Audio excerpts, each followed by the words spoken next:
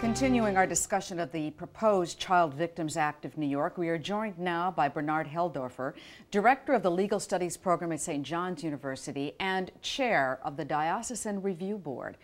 Also joining us, Elizabeth Scalia, contributor to Inside Catholic, who also runs the blog known as the Anchoress. Bernard, the Diocesan Review Board is really the place where allegations about abuse by priests comes first in this diocese. Can you tell me how many have there been over the 7 years that it's existed, and how many have had some credibility? The Diocesan Review Board basically is the first place that an allegation is first considered, and our task is to determine whether or not it is credible. Not whether it's truthful, but whether it's credible. That's right. Our job is not to determine the truthfulness of it, but basically whether or not it is credible. The bishop then receives our recommendation, and if the bishop accepts our recommendation, which he has in every case, a priest or deacon must be removed from active ministry if we find the allegation to be credible. How heartbreaking have these stories been? They've been terribly heartbreaking. Some of the stories are just very difficult to even conceive that things have happened the way they were described.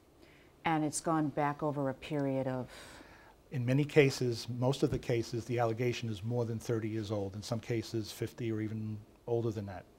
So this review board really came out of the Conference of Bishops' recommendations after all of the sexual abuse stories began? That's correct. In November of 2002, the National Conference of Catholic Bishops instituted a charter and mandated that every diocese have a review board consisting of a variety of people. And the task of the review board was to study each allegation and determine if it is credible, then pass that finding on to the bishop of the diocese. Based upon what you have heard and based upon the stories that have come through this review board, do you believe that the statute of limitations should be removed? It should not be removed in the way that this bill would propose it to be removed. As an attorney, there are some fundamental I understand concerns. that, but is it not true that a statute of limitations, if there is one that's imposed, it means that people will believe in any kind of a sex abuse case? I mean, there is no statute of limitations for murder.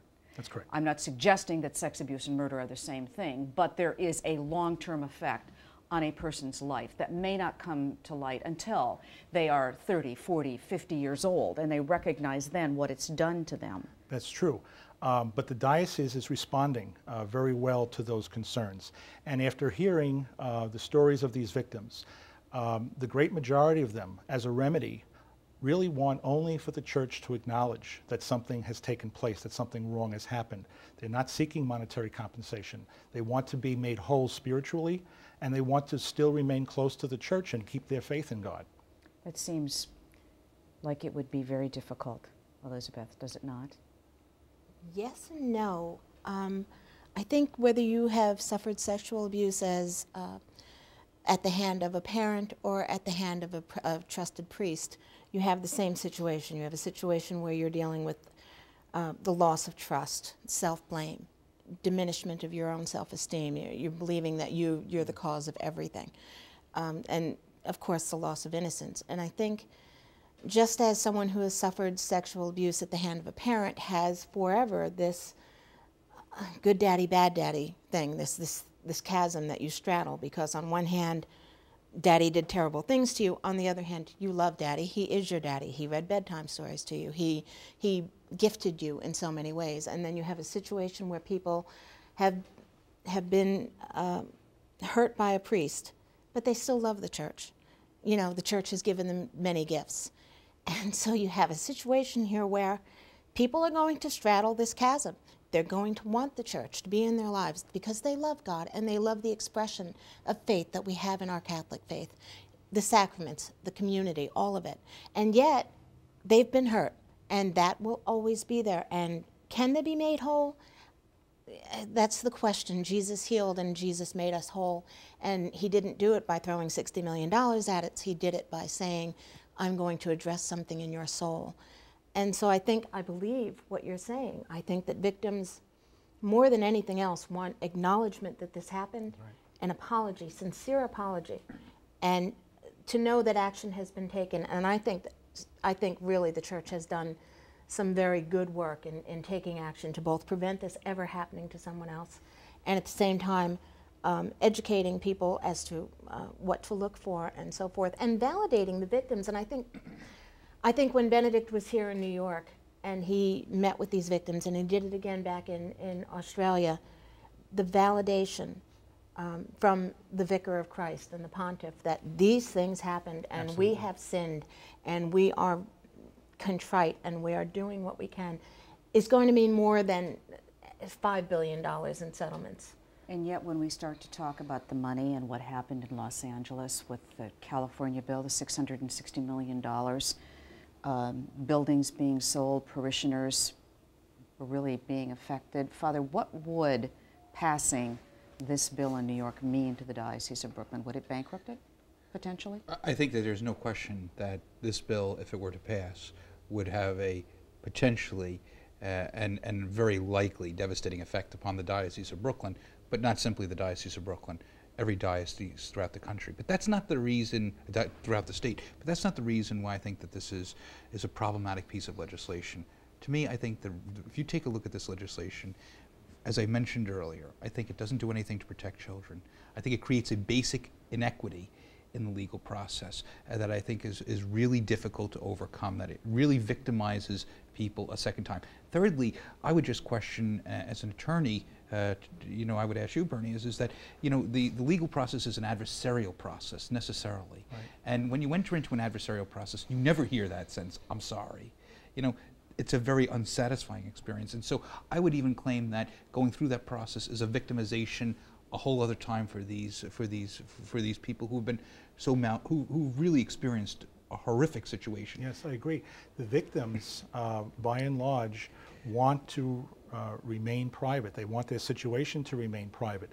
The acknowledgement from the church that they have been subjected to this, in most cases, is enough. They want their life to remain private, and to give them now the door to bring litigation is going to bring their whole life out into the public forum. I don't believe that they want that. How tough has this been personally for you to hear these stories?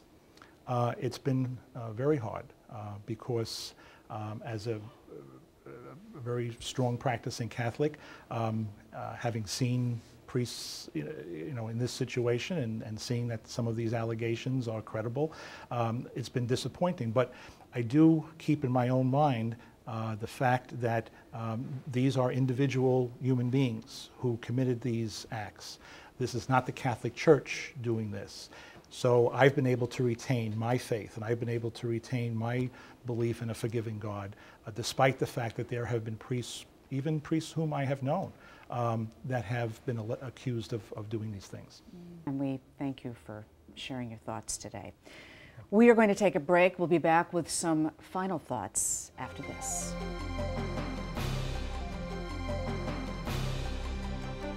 Welcome back to In the Arena. Grant Gallicho rejoins us for this part of the discussion. You've just been listening to this whole process of this review board and what it's like. I know you've read lots of letters that have been written by victims of sex abuse. This concept of healing. Well, the thing that strikes you immediately when you read these letters is how broken so many of these people are. I mean, and there's a whole spectrum. I mean, you have victims who have their lives completely together, like the Maciel victims, and you know, these are very successful professionals, whether they're doctors or lawyers. And then there are some whose lives have just been totally turned upside down. And reading their pain, the way they chronicle, I mean, you can see it even in the way that they write, that their sentences are broken.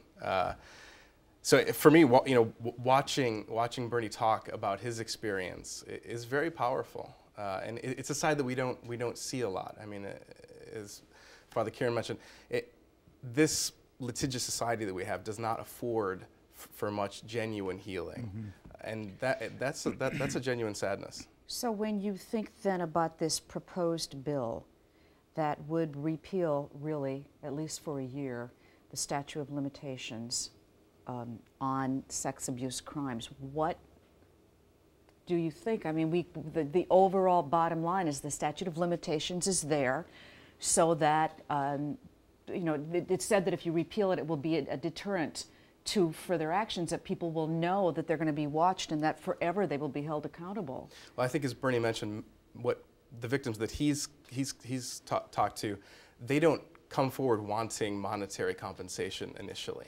And it's tragic that in the early part of the sexual abuse scandal that victims were turned away. And I've talked to many victims who've said that they weren't going to sue until they found themselves just ignored. And so now we find ourselves in this place where it's a very real possibility that this window could be opened and the church could find itself seriously hobbled. At the same time, these victims who have been turned away find themselves wanting some sort of acknowledgement, some sort of compensation.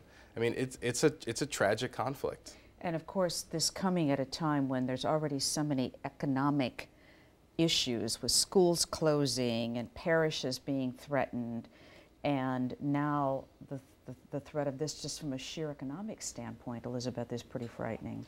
Yes, it is, but I think what bothers me more about this whole bill, the Markey bill, is that you can't say that these sexual abuse victims deserve retribution, but these other ones don't. These should have an outlet, and these shouldn't. And as long as we're looking at a situation where other sexual abuse victims, like children who were victimized in public schools, do not have the same access to this sort of litigation and acknowledgement and validation that is being proposed in the Markey bill, then you've got something that is not just unfair, but clearly agenda-driven.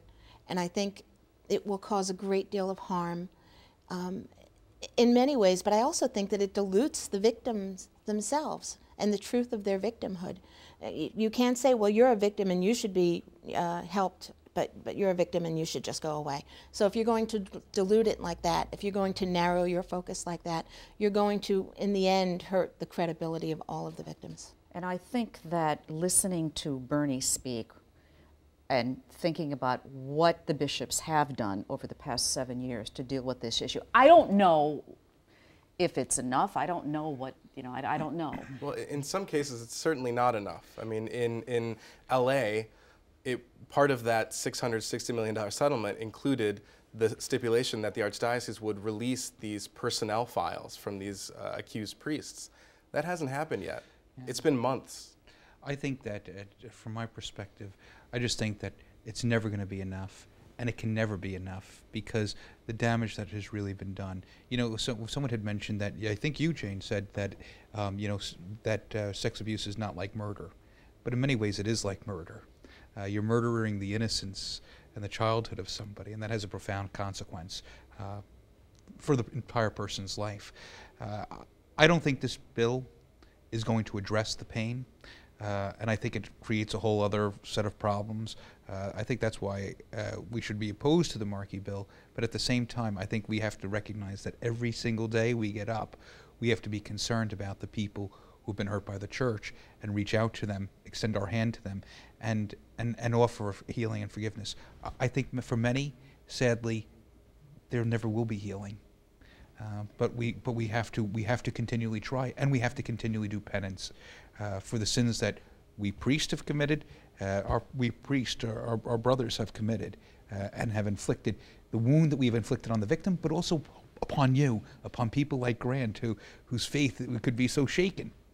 And that is going to be our final word for now. This is obviously a subject that we will continue to explore here in the arena.